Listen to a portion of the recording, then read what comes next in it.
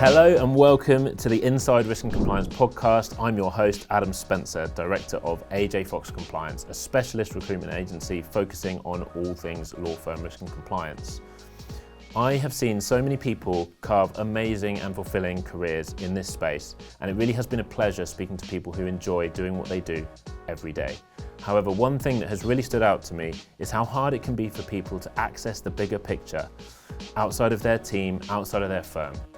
We created this podcast to share with you some of the insights, experiences and stories of the most interesting people succeeding inside risk and compliance. In this episode, we speak with Graham Barrow, financial crime investigator and host of the Dark Money Files podcast, about the global fight against dirty money and the unexpected path that led him there. Graham shares how a chance training role catapulted him into the world of financial crime, taking him from crash courses in compliance to high-risk assignments in Mexico and Istanbul, where cartel cash and terrorism risks were all too real. We explore how his investigative writing helped uncover multi-billion-dollar scandals and how he uses storytelling, humour and human impact to bring financial crime to life. With practical insights on scams, fraud prevention, and the dark underbelly of the global financial system, this episode is a must-listen for anyone working in compliance, or simply wondering where the money goes when no one's watching. Enjoy. So Graham, welcome to the podcast. Adam, thank you for inviting me. It's very exciting to have you on here. You've been you've requested guests. We've had requests to get you on here, so excited to have you here today. Also slightly intimidated because you've now recorded, we were just saying, 140 plus of your own podcast episodes? Yep, over the last 6.5 years. Which is amazing. Thank you. So we've done a bit of an intro, but for the benefit of our audience, do you want to just explain who you are, what you do, and then we'll dig into sort of how you got there? Okay, so my name's Graham Barrow. I guess I'm best known for being a kind of financial crime investigator stroke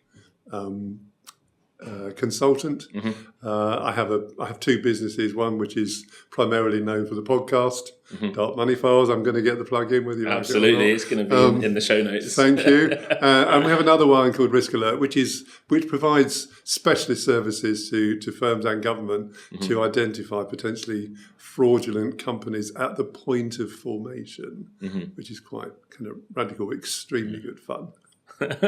Okay, awesome. And we were talking before we started recording about the journey, and that it was sort of two flukes that got you, one into financial crime and secondly into the investigative journalism side. So do you want to take us back to the beginning? How does it all start? So I was a trainer. I used to be a field-based trainer for an insurance company now called LV for some years. And as is the way of these things, a round of redundancies saw me pitched out into the big wide world. Became a contracting trainer. Would sell myself to the highest bidder. Any bidder would probably be nearer the mark. Used to train all sorts of stuff, and therefore you just get used to accepting contracts. And I was offered a contract back in the early, I think in 2009 or 10, and it was sold to me as we need someone to train PEPs. So I thought, I know all about insurance products and investment products. So I just said, and then kind of as an afterthought, and they said, and there will be other financial crime elements to it. And I, my reaction was, financial crime elements to personal equity plans. I don't get that. Anyway, I had about 4 days before I went in for the interview, and I looked online and discovered a thing called a politically exposed person, which I'm going to be honest, I'd never actually heard of at that point, because it wasn't my world. So I spent a few days learning everything I knew about politically exposed persons. By the time I pitched up, I knew enough to make it sound like I knew what I was talking about. But primarily they were looking for a strong trainer with some technical knowledge, not as somebody with strong technical knowledge. 4 days of technical knowledge. It was in, it's got worse. I have a thing which is, most people would call a photographic memory. It isn't anymore, but back then it was pretty good. So I could acquire facts very quickly. Wow, okay. But I knew I was a decent trainer, and that's because it had a technical person who wasn't a very good trainer, and it had been a disaster. So they said, I think the weirdest thing was this was at Coots. I'm happy to talk about that. The weirdest thing was they said, well, there's a few things you probably need to know before saying yes, because it might put you off. I said, oh, there you go. Well, we want one trainer to train the entirety of our population. And that means, we have a number of offices out in the Far East. Of the global business. In the Caribbean. I said, okay, that's fine. What were the bad things? It's like, you want to fly me all around the world to do some training, and I'm the only one who's going to be doing it. So, the dictator in me was quite happy about that. So how did that go when you landed? It was fantastic, and I did, as I say, fortunately, I do learn really quickly, and it was a fairly contained piece of training, so it wasn't like the entirety of financial crime. It was financial crime with ultra high net worth clients, which is a bit intimidating, but it's all right. It was fine. I mean, it was an education. I remember particularly being out in Zurich, and they had a very large Central and Eastern European desk in Zurich, which effectively majored on Russians. Right. And there was one guy there, I think his name was Sergei. And I wouldn't say it was a brilliant body language, but you can kind of get when people are disengaged because he sat there just looking at the ceiling. So I thought, I'm not going to put up with this. So I just stopped and said, Sergei, you don't seem to be paying any attention to me. He said, I don't need this training. I said, oh, okay, you're comfortable that you can deal with. Yeah, he said, I know all my clients personally. I don't need to do KYC. I said, personally, you can't have very many clients to know them all personally. He said, well, most of them I have lunch with once or twice a year. And that was his view. That was his due diligence. Yeah. So my response was, okay, let me just take you on a journey. I want you to imagine for a minute you are a corrupt politician and you've got a fortune in funds. Just from your point of view, who would be the first person you'd want to make friends with? He said, I'm with a banker. And he realised as soon as he said it, he dropped himself right in it. 'Cause, they don't come in with a sack over their shoulder saying swag. They will wine and dine you because they want you on their side. So it was that was a really good introduction to some of the challenges of training people on compliance and getting that right is pretty important because they disengage really quickly if you don't. And what is it that made you decide to stay working in that space? I loved it. I mean, I just loved it. I mean, it's kind of like being involved in a Netflix documentary or whatever, but you do it for a living. Because I was quite lucky because I did Coots, so I'm flying all over the world, and then I was just coming to the end of that contract. I had a phone call and said, "Would you like to come and do some work for us?" And it was HSBC. And it was sold to me as we need someone to run some training in the UK. So I said, well, yeah, that sounds interesting. I knew they'd just been fined, so it was clearly, $1.8 billion. So it was get some buy-in there. That'd be interesting. And I pitched up, and I think it was either my first or second day. Someone came up to me and said, "Oh, by the way, did someone let you know you're going to Mexico on Thursday?" I said, no. We decided we're going to pilot the training out in Mexico, which is of course where they got done for laundering massive amounts of cartel money. So before I knew it, I was out in Mexico, training in one of the major cartel centres in Mexico, in a place called Monterrey, with an armed guard on the door in a secret location. So it was it was fun. Crazy. And were you the first person out there training on this stuff then? Yes. Yes. I mean, the answer is I was part of a bigger team because it wasn't just training. There was policy and procedure and what have you. But even so, that team was a relatively modest one. Yeah. And it was Mexico. They just decided it would be a great place to, to prove the concept around the training and the whole change in approach. So, but it wasn't. Because where we were I was for a day up in the north of Mexico, you have to understand that in Mexico you can't have a dollar bank account. It's illegal. Right. Unless you live within 60 miles of the border of America, because massive economy in Mexico is people coming up from America with money. And so the Zetas, which were the ones who operated up there, the cartel that operated there, knew all this. And HSBC had a huge number of branches around there, but they would walk into these branches and put a gun to the head of the cashier and say, we're going to launder money through here, and if you don't do what I tell you, I'm going to kill all your children. Oh my goodness. So what are you going to do? Yeah. You can have all the policies in the world. Yeah. It's going to make no difference if someone's going to. And of course they would. That's not an empty threat. So in the end, they had special boxes made that fit exactly through the teller window that would contain $1 million. And they just come in and literally push these boxes through the window. There's also a weird sort of reversal there that they put a gun to someone's head and give them the money. Yeah. rather than take them and be sure that they would definitely accept it and put it through the system. So there was a guy actually was bugged by the FBI recommending poor HSBC to all his fellow criminals as the best bank in Mexico to launder money through. So, they were in some... What actually do you do in that scenario then? Because like you say, they shut all the branches on the borders. Say again, They shut the branches on the shut borders. them. That was the only way, because there's no way they could protect them. Yeah. I mean, you've got places like Juarez, which is very close to the border. The murder rate was unbelievable. There was a murder in Mexico every 45 minutes relating to the drug business. It is, it is scary. It's the first time I've ever had to go to fly. Wasn't allowed to stay there. And the night before I left, I got an email which had a JPEG in it, and that was the picture that I was to look out for when I arrived at the airport, because there's no way in the world you can have your name up on a board at Monterrey Airport. And then I was picked up and we drove down, it's called Kidnap Alley. Right. You never ever want to be driving down Kidnap Alley.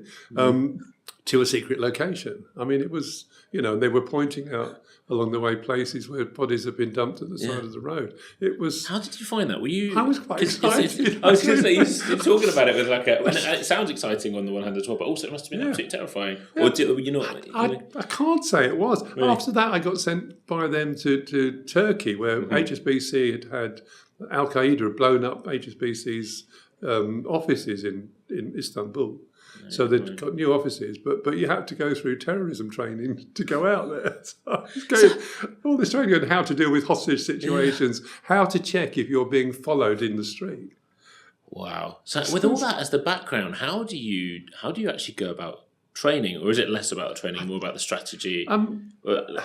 No, I just think you switch off. I mean, I think I've got an autistic brain, and I'm really happy to talk about that.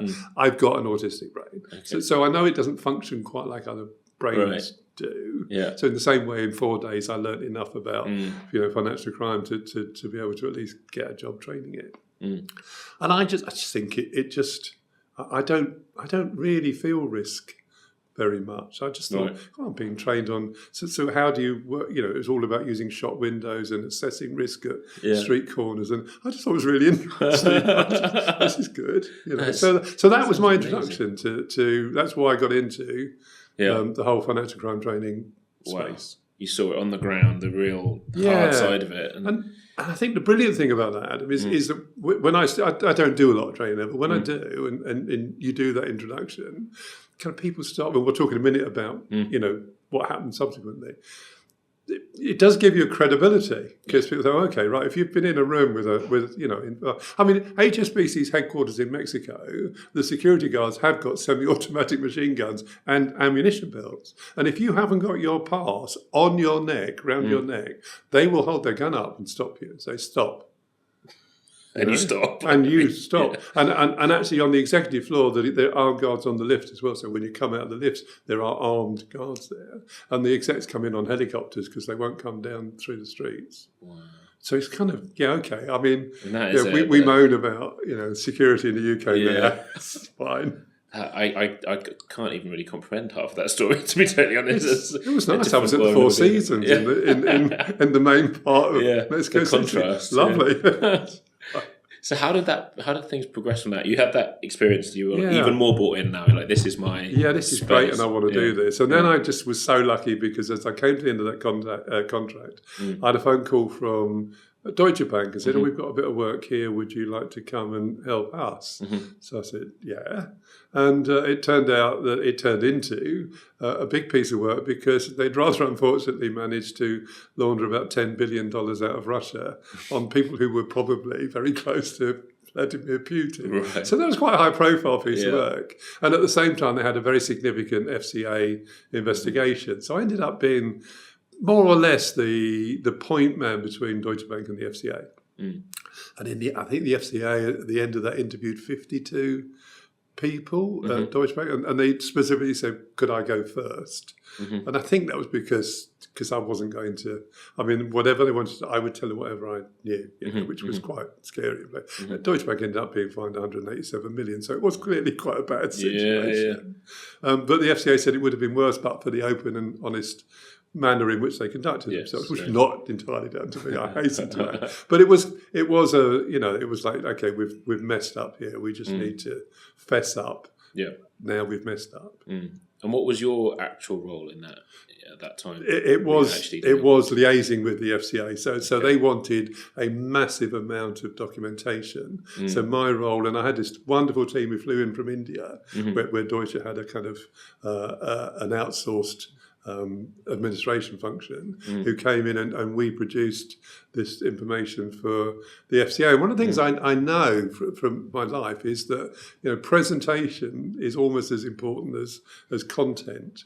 So the presentation of this stuff was immaculate, to the point the FCA said we have never had such well-ordered, well-presented files. And it matters. So you learn that actually. And that's true in training, because if you get handouts which are fifth-generation photocopies, you think, well, that's about as good as the training's going to be. So it did matter. So that was my role. And that open, transparent approach that they took, which sounds like it had a big impact, was that straightforward, or did you have to fight through barriers to get what you needed? Did you get a lot of pushback? Good people question. Running away? Yes, I really remember one occasion when I was in a really senior meeting, and I think it was starting to dawn on senior managers that this wasn't going to be a picnic, and I was asked how I would score their due diligence files, and I said probably 3 or 4 out of 10. They said, okay, what about the low risk ones? I said, that is the low risk ones. Really? The high risk are about 1 out of 10. I mean, wow. They were poor, and it's all on record that they were really poor. But as a consequence of that, second fluke. You asked me what was the second fluke. So as a consequence of that contract, one of the things that came through is a lot of this money that was laundered out of Russia, 10 billion, was actually laundered through to UK companies. And at the time I remember thinking, well, that's weird. I had this perception, this would be 2016, I guess, that UK companies were really well run and there was a lot of checks and balances on absolute rubbish. So I started digging into it, and I found that there was this particular chap who turned out to be a dentist working in Brussels, but he was Iranian. But he was signing lots of sets of accounts. He'd signed both these sets. Right. And the more I dug, the more I found, I think in the end I found about 10,000 sets of accounts signed by the same person. This is crazy. You can't possibly have even looked at these. I mean, this is mad. And they were all virtually identical, these 10,000 sets. So I wrote this article, and it was called Who is Ali Moulay and Why Does It Matter? And I kind of thought it was interesting. What I didn't know was one of the companies I had mentioned in this article, not the Deutsche Bank ones, but another one, was a central player, this company, in what became known as the Danske Bank scandal. And that was $135 billion that was laundered out of Russia through the Danish branch, through the Estonian branch of a Danish bank. Anyway, that article was read by the 3 journalists who were working on a whole pile of whistleblower material. And at that point, that story hadn't come out at all. And they got in touch with me and said, would you work with us on this story? So of course I said, yeah. I mean, why? They said, look, we need to share some quite confidential information. So can you give us your word that you won't do anything with it? So no, they don't do non-disclosure agreements. Oh, really? It was literally they said, can we trust you? And I said, yes. Yeah. And they sent me thousands of pages of bank statements from Danske Bank Estonia. I mean, one of them, in a year, $1.2 billion went through this company. And it had only been formed 3 months before they opened the account. What made you want to, you were looking into that and you uncovered these 10,000 sets of accounts. What made you, were you in the habit of writing articles and putting them out into places, or did you just have a moment where you thought, I'm going to write this down and put it out, and I don't know what's going to happen with it? And that's exactly it. I mean, as I said, I have an autistic brain, so once I found these accounts, I had to keep going. And in the end, I needed to get it out of my head. So the only way I could think of to get it out of my head was to write it. Yeah. And, and at that point, honestly, my LinkedIn profile, I probably had about 50 followers. I mean, it was just... And I put it out there, and it kind of... It was a slow burner. Yeah. In the end, I'd look, and it had now had like 200 likes. And I noticed that it was getting likes from journalists, not these three, and I absolutely understand why, because they wouldn't have wanted to associate themselves. No, because it makes it a bit too obvious. But clearly it was attracting some attention. So, and they were part of the, eventually part of the ICIJ, the International Consortium, who did Panama Papers, famously did. Okay. And I got to know them, and they got to trust me. So every subsequent whistleblower story, the kind of Pandora Papers, Vincent Files, all sorts, of them and another group of reporters, I would just get included, in the pre-publication planning. So I went to Hamburg once, 150 journalists from all around the world, and that was when they first said, we've got this leak of US SARS, the Vincent Files, and this was the people starting to put together the stories. There was some really, like Roman Abramovich was in there, so this is going to be big.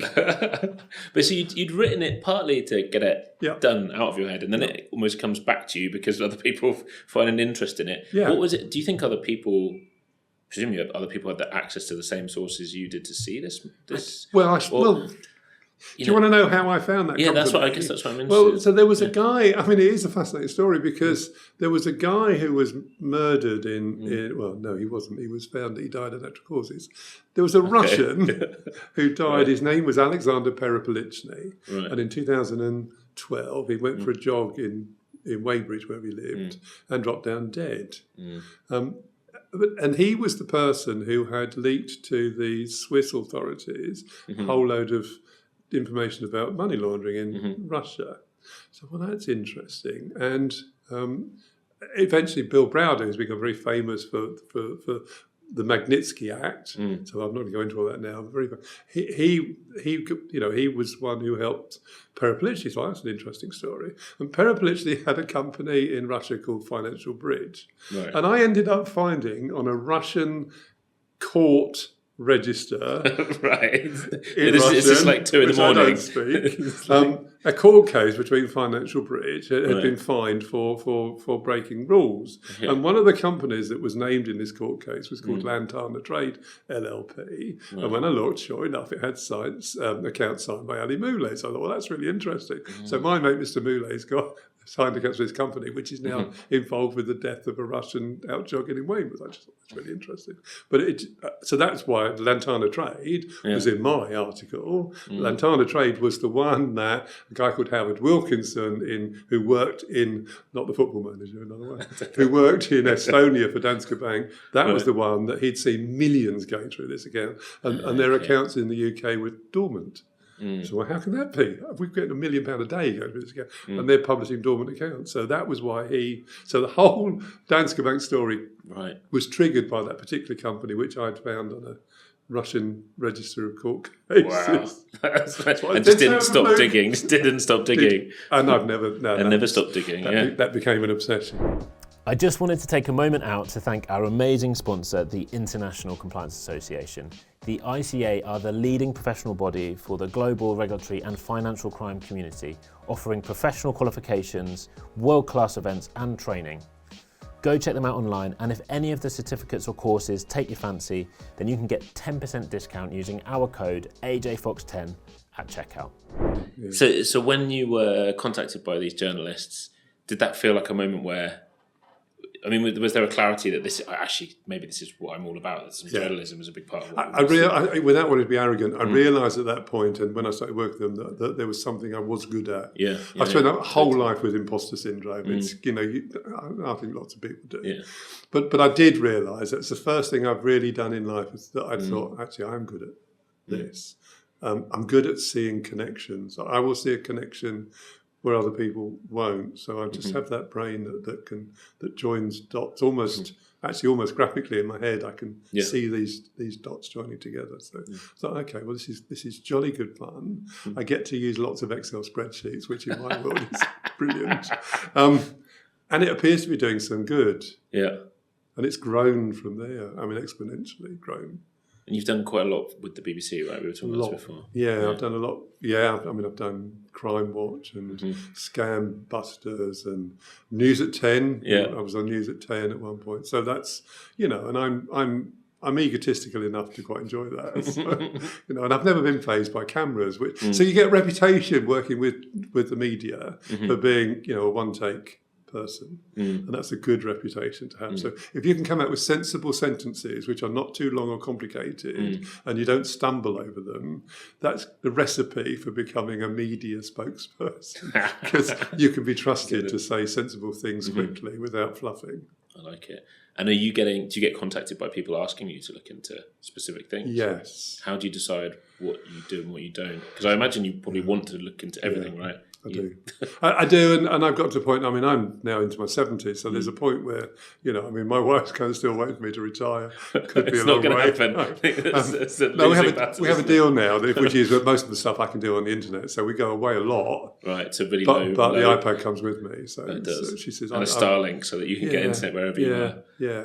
No, we don't go too off the beach. Yeah. I can't afford. There are certain countries I can't go to. Oh, really? Oh, yeah. Or I wouldn't want to risk going to.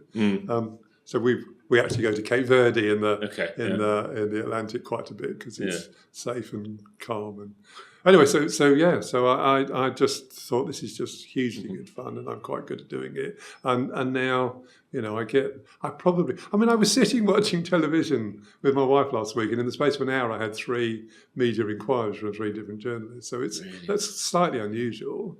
One was not my subject. One was going to require too much, and one I will be doing some work with them. But oddly, on the way in, I had an email saying it's just been put back because the world's currently about to end, apparently. So let's hope not. So there was like, depends when this is going out. Let's if just you're wait to see if hearing the this world from a ends. bunker somewhere. So if you're listening to this, if we just entered a nuclear winter, I'm sorry about that. Kept my story off the flipping front page of the BBC. Though. Maybe the next millennium. Yeah. So at that point, did you pivot fully into the journalism side, or were you? No, because I've never been paid. I've been paid, I think, twice. Okay. But actually, one of the only film or television networks that's ever paid me is Al Jazeera, which is didn't see that coming. So very rarely do, and I do it for public benefit anyway. So I don't do it for money, which meant that I needed to keep my businesses going to earn a living, so I could do the stuff. But they've kind of combined anyway now. So. And let's talk a little bit about those, though. So what are those businesses and what do you... Well, Dark Money Files is most people know from a podcast. We used to have a consultancy. Well, we still do, but but it is primarily the podcast. And Ray and I love doing the podcast. It's good fun. We don't do it as often as we used to, but I think that's probably a consequence of 142 episodes, because we don't want to just do an episode for the sake of doing an episode. Has to be a reason.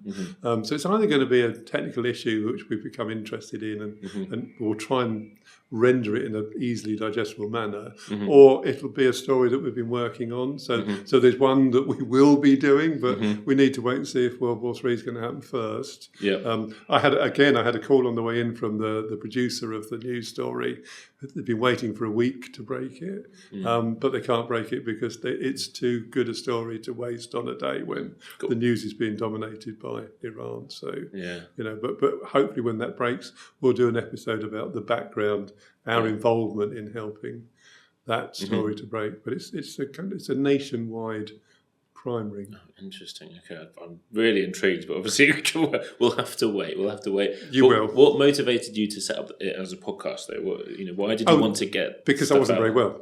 So I wasn't very well. I at one point in 2019, I was seeing 3 separate oncologists for 3 lots of cancer I didn't have. Oh, you're joking? No, I was suspected of having all sorts of different cancers, and they all turned out to be not true. But oddly, 2 years after that, I did end up having prostate cancer.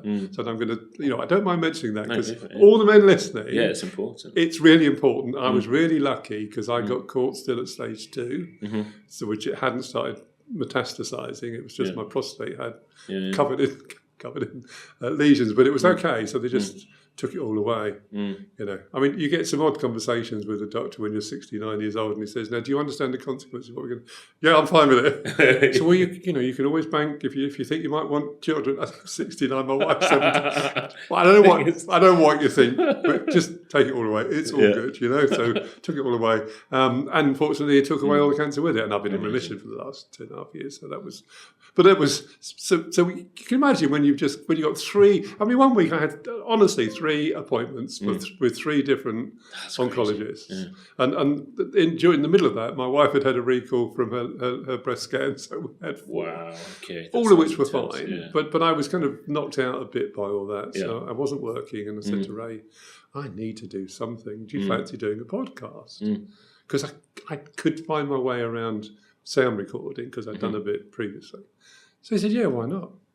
And then he came up with the Dark Money Files. I thought that was genius. I said, it's just a genius name. Yeah. And we started recording it on some relatively, basic equipment. Yeah. And our first episode got 1,000 downloads. We thought that's mad. Incredible. Yeah, that's amazing. Onto something. Yeah. So we thought, okay, we may be able to get 7 episodes out of this. 142 later, still going. So if I feel like the vast majority of our audience will know about your podcast, but for those that don't, who should be listening to it and why? I think anyone's. Our premise was that we wanted to talk about dark money entering the system. And the first thing is, what's dark money? And our definition is any form of value for which you cannot provide a good provenance. So if you don't really know where it's come from, as far as we're concerned, it's dark money. Yeah. So that could be, obviously it could be other assets like gold or property or yachts or what, doesn't really matter. But if you can't assuredly say where that came from, then that for me is a problem. Because most of us wouldn't have the slightest issue explaining where our money came from, And if you're saying, well, it's tricky, well, it shouldn't be tricky, I've done expert witness for the NCA, right, and in civil forfeiture rather than criminal. And the great thing about civil forfeiture is it's a lower bar, and we've won all of them, and it was all because the means of transmitting that money into the country was so complex that nobody who was transmitting legal funds would have done it that way. Because he went through like 5 countries and 15 different companies. Yeah. Why would you do that? So that's some other motive for doing it in this way. And I know it's a cliche, follow the money, but it's a really good thing to do. Well, it is the subject of the whole thing, isn't it? Exactly, it's money at the end of the day. And a lot of this money was coming in from former Soviet states, so it's you have to be particularly careful about money coming in from there. So definitely. And some people weren't. No. And it ended up buying multi-million-pound properties in the heart of the West End. Well, actually, no, one of them was, I live near Richmond, and one of them was just on the river, not very far from me. Oh, really? But if you are dealing with, and obviously this is relevant to your audience, if you are dealing with multi-million-pound house purchases and you can't really say you understand where the money came from, it's a problem. Absolutely. And one of the things I wanted to talk to you about, you sort of mentioned in the notes before, we like bringing things to life, and the story about the experience in Mexico certainly brings that to life at one end of the spectrum. On the other end of the spectrum, we were talking about fraud and the fact that a lot of what goes on impacts people's actual life savings. So I was interested to talk to you about that, to bring that side of it to life. And because I now have something of I'm not sure reputation is the right word, but some people know me.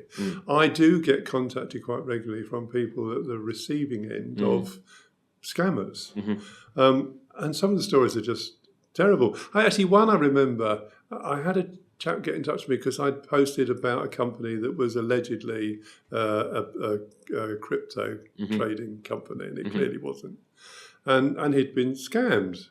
He was in India, and he messaged me on LinkedIn and said, and it was about £1,000. It would be very easy to think, well, you got away life, but that wasn't. He'd actually borrowed money. That was his whole savings, and he'd borrowed some to invest in this, and he'd lost the lot.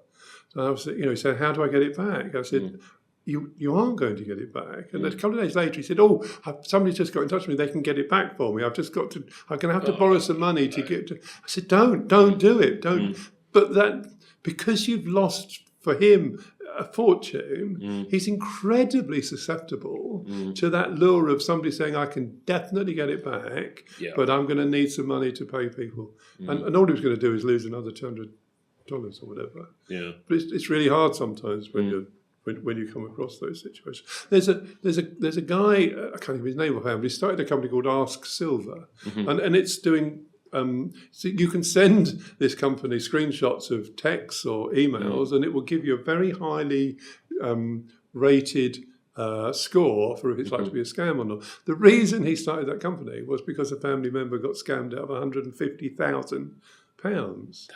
And we live in a world where people say, "Oh, well, you ask for it," but these people are really clever. Social engineering is really clever, and they will find ways of opening you up. And I had the great good fortune to meet a lady called Cecilia Fjellhoy, who was the Tinder swindler lady, and we were actually speaking on the same platform in Tel Aviv. Right. Wouldn't want to be there at the moment, No, absolutely honest. But some of the direct messages she gets are horrendous because she's effectively being called a gold digger, and she met somebody who she thought was someone special who absolutely showered her with presents. Well, people are susceptible to that. Absolutely. And then you get sent a picture of him having been beaten up and having everything robbed, and he needs some money to get out of there. She said money.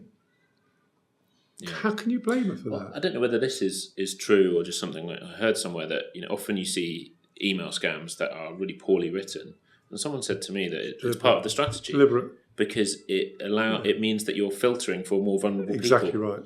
And then you're targeting people who won't pick up on those issues. They're going to not pick up on what's going on. Yeah. I mean, I'm the worst person to send it. I have really good fun sometimes with people who try and, I've had romance scams, somebody trying to say, I thought you were my friend, I've sent it to the wrong number. What a lovely person you are to take the trouble to respond to my, There's people on YouTube who make careers out of calling back these people, staying on the phone to these people for a long period of time. Yeah. One of the banks now, and I'm not sure which one it is, so I won't try and say it. I think I saw this. They've got an AI old lady who will keep them on the phone for hours. Which is brilliant. Yeah. I think that's fantastic. What a brilliant idea. So, they have a dedicated line, and if they get phone calls, you'll just chat. Oh, hello, dear. It's nice to speak to somebody. Just tie up their time. Just tie them up. Yeah. It's probably quite an effective mechanism. It just makes the return on investment lower, doesn't it? I got one, and it was one of these employment scams, and this, and I actually put it on LinkedIn, but this person said, "Oh, we've got all these wonderful jobs," and I responded. I was in that sort of mood and said, "Well, okay, I have actually got terminal cancer. and I'm going to die in 6 weeks' time. Does that make any difference?" They said, "Well, it will keep you busy." You're joking. Sorry to hear that. It will keep you busy while you're waiting. Yeah, do you know? But that's it's what you're up against. But I think you're absolutely right. I think once upon a time, I think it's changing through AI, but once upon a time, they were full of typos and spelling and terrible grammar because they were looking for people who were, susceptible to that sort of fraud, not sophisticated, highly educated people who aren't they don't want to waste their time on. What do you think the key is to reducing that sort of fraud then? Well, I think it's going to be difficult because I think now it's pivoting towards much more highly focused, highly intelligent, well-written emails, because you can do that with AI so easily. And you can gather now from social media and all sorts of stuff enough information about people to tailor individual emails to people through accessing their social media. I used to think when I was training, I would guess somebody's password and I would be right quite a lot of the time. You're joking. Really? No, because so for example, I always used to ask permission.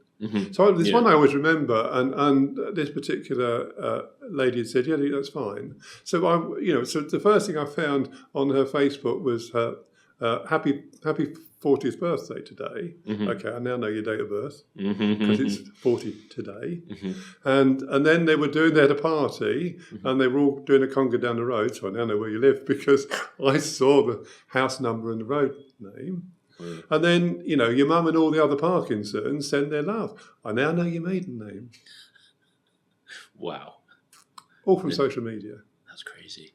So I've now got, I know where you live, I know your date of birth, and I know your mother's maiden name. I've got a pretty decent chance of getting access to some of your stuff. Yeah. And that's when you realise you have to be a bit careful about I have a different password for every single one of my online accounts.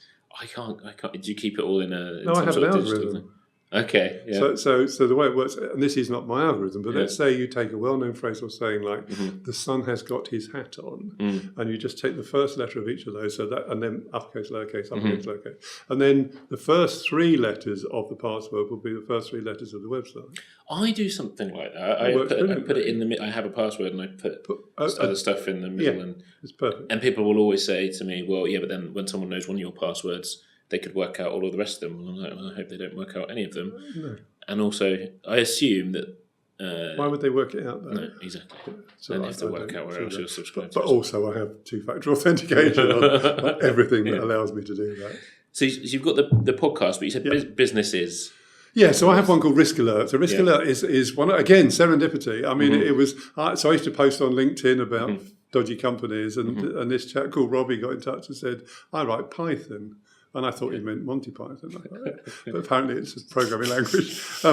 He said, and I can do a lot of this stuff. We can automate it. I said, well, that's interesting. So that'd be good to play with. So we had a little play, and the first thing we identified was this huge network of Hungarian organised criminals, and they were starting zoos on Anglesey, which looked highly unlikely. Starting zoos? Yeah, all in the same road. Okay.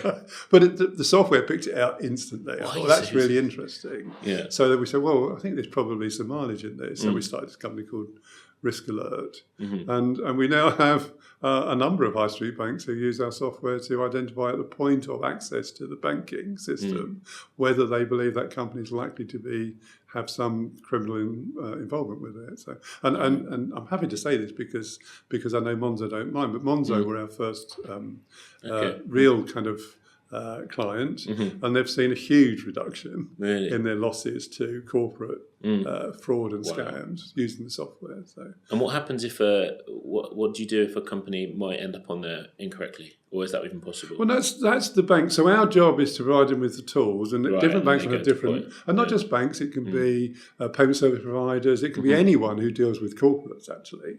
So they have their own risk appetite. So it's not our job to say this is criminal or not. It's our job to say this company contains a number of anomalies compared to the average company, and clearly the more anomalies it contains, the more the likelihood is that there's something wrong. So one of those might be, today, 16 companies have incorporated using the same 4 SIC codes, standard industry classification code.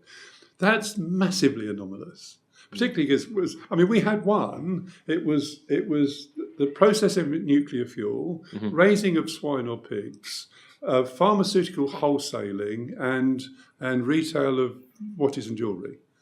Well, no business looks like that. I mean, you don't have processing. Very diversified, isn't it? Unless, of course, your pigs come ready roasted.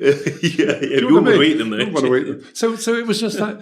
So there are things you can look at, which if it's consistent across a number of...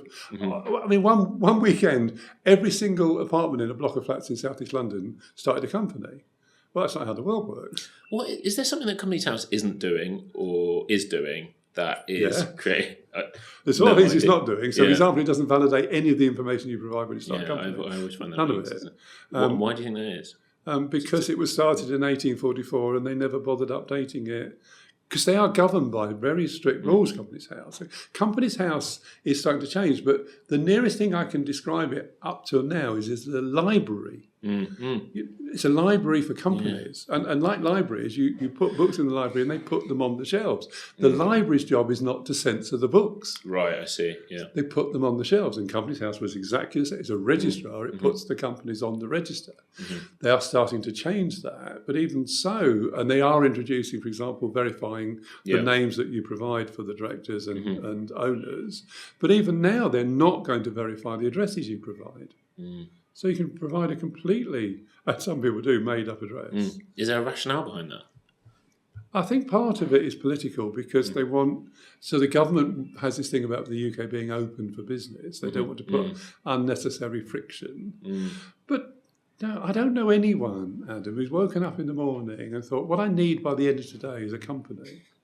So a bit of friction. I don't see that there's a problem with that. If that's the journey you're going on, you're going to be at it for a while. Yeah. You can wait a little while. Yeah, it isn't something that comes into your head and it has to be done. I mean, I've got 2 boys in their 20s. They'd like things to be done instantly because that's the world we live in. But it doesn't have to be that instant. And I think there's an interesting parallel actually with banks because new rules have come in, making it mandatory to refund people who have been the victims of authorised payment frauds. Right, yeah. And at that point, the banks decided that very fast payments weren't necessarily the best thing in the world, because by the time it had gone, it was going to cost them to pay it back. So putting a bit of friction into the payment process wasn't necessarily a bad thing. So I think if you pitch it the right way, it encourages the right actions in other places, right? Exactly. Yeah. Well, look, honestly, Graham, this has been so interesting. I could talk to you all day, and maybe we'll get you back on if there's no World War III and your news story gets broken to hear about that. But there's two in the pipeline, so we'll see. Is it two? Okay, I'll have my ears to the ground. So just a little teaser. Okay, let's go for it. So one is to do with the sale of counterfeit goods. Okay. Can you say what type smoking related? Oh, okay. Interesting. And the other one is related to forging of wills and successfully stealing the assets of an estate from under the noses of the true beneficiaries. Wow. Okay. You will know when those stories come out. I think both of them will probably lead on BBC. Amazing. I was going to say, well, you heard it first here, but you probably got it on your podcast. Not yet. Okay. Well, we'll see. But no, that's exciting. I'll keep my ears out for that. Awesome. Well, thank you so much. It's been fantastic having you on the show. Absolute pleasure being with you. Thank you. We really hope you enjoyed listening to today's podcast as much as we enjoyed recording it. If you did, please do us a huge favour and share it with a friend or a colleague. The more people we can get listening, the more time and energy we can get into recording more episodes and getting the best guests and the most interesting stories and insights. I want to say a huge thank you to the ICA for their support, to Ty and Karem here in the studio, and a massive thanks to Kat for making sure everything runs so smoothly behind the scenes.